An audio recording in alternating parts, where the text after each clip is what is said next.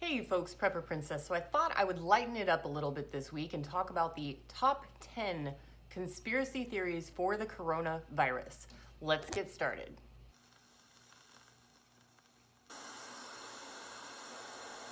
Okay folks, this is Prepper Princess. For more personalized videos, don't forget to check out my Patreon page at patreon.com/Prepper Princess. So let's get started. The number one, and this is in no particular order. The economy was closed so that 5G towers can go in and government can kill us via deadly radio waves and blame the deaths on the virus. Now, as many of you know, I'm from the Bay Area of California, and before I left, 5G had already began. We had already had 5G for about 5 months before I moved, and my brain has not fried as of yet. Number two, Bill Gates is part of the NWO and wants to poison people with vaccines for the depopulation agenda. If any of you are familiar with the Georgia Guidestones, you know that they want to take our population from approximately 7 billion down to 500 million, killing a large majority of the population. And this is one of the conspiracy theories. Number three, they want to use this as a reason to install chips in our skin for tracking and vaccines. So many of you know that there are conspiracy theories about chips being implanted into our hands so that you can go to the bank or go to the store and make regular transactions, and it'll also have your health history. And the people who want these to progress forward are typically corporations that use diminishing of crime as a reason to do this. However, there are a lot of biblical people out there, or Christians, that state that this is the sign of the devil, which is 666, by putting a branding on your right hand. I don't necessarily agree or disagree with any of these theories. This is pretty much just kind of for fun, but let me know what you guys think in the comments. Number four, the virus is being used to blame China so the U.S. can go to war with China. As you know, China is becoming an economic and manufacturing superpower throughout the world. So the U.S., the theory is that the U.S. believes, or the government believes, that China is becoming too strong, and we want to put them in their place. So we want to remain the world's currency, we want to remain the world's superpower, and we do not want the China regime to take over. Number five, the coronavirus is a bioweapon created by China to become the world economy superpower and currency. So, as you know, I just stated that China is growing into one of the largest superpowers in the world, and this is a theory that China used the virus to attempt to kill everyone in the United States, or at least bring us to our knees so that they can invade or take over via currency wars. I'm not really completely, I don't really get this one, but this is one of the things that is going out there. Number six, the virus was created to crash the economy so that we can go back to the gold standard. So on this one, the United States has realized that a fiat currency and printing ourselves into oblivion is going to turn us into Venezuela or Zimbabwe. So they are attempting to make a revert back to the gold standard. The gold standard changed in 1971. Where essentially our currency can just be printed and it's not really backed by anything solid, not a real asset. Number seven, this is a test run for the rest of the New World Order planned by the Rockefellers for a one world government.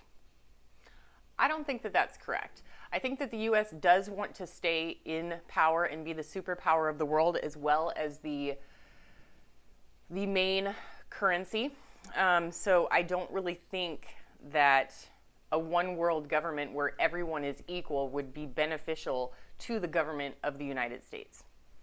Just my personal opinion. Number eight is that the government is diverting our attention and keeping us locked indoors to prevent alien invasion. Like space alien, not like an illegal alien, but space invasion from space. So You know, there are a lot of secrets going on in the government, a lot of secrets. There are conspiracies about the Greys using the homeless population as a source of food, or more like a drug. I guess that they get high off of our skin and stuff like that. So if you believe in aliens, if you don't believe in aliens, this probably wouldn't apply to you, but if you do happen to believe in aliens, this could possibly have some merit to it, because what other way would there be if aliens were taking over and there's some, deep conspiracy theory that we do actually have weapons to fight the aliens? What better way than to keep people inside so that they don't start shooting at the aliens or getting abducted, I guess? All right, that's good for that one. Number 9. They wanted to kill off the most vulnerable people in a Spartan manner for survival of the fittest due to the rising costs of taking care of the disabled and elderly. So as you know, with the virus, the most vulnerable are people with chronic or previous existing conditions, people on disability, as well as the elderly, people over the age of 64 or above, according to the articles that I've read. So here's the thing that I don't agree with, is that a lot of elderly people are living off of Social Security. However, we had pre-planned them to live off of that dollar amount for, decades, for centuries. So I'm not sure that that would be best. However, if you look into the serious history, like the real history of the Nazis, they originally started the gas chambers. They created trucks with gas chambers. They weren't really buildings, they were vehicles.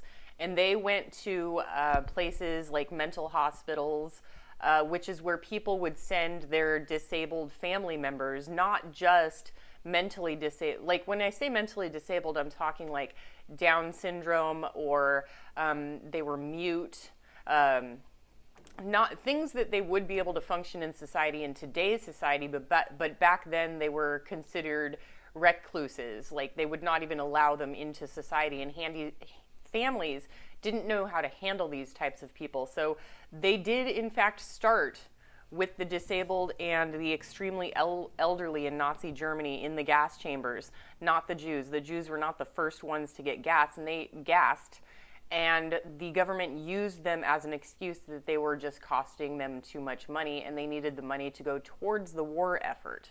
So that's a pretty scary proposition.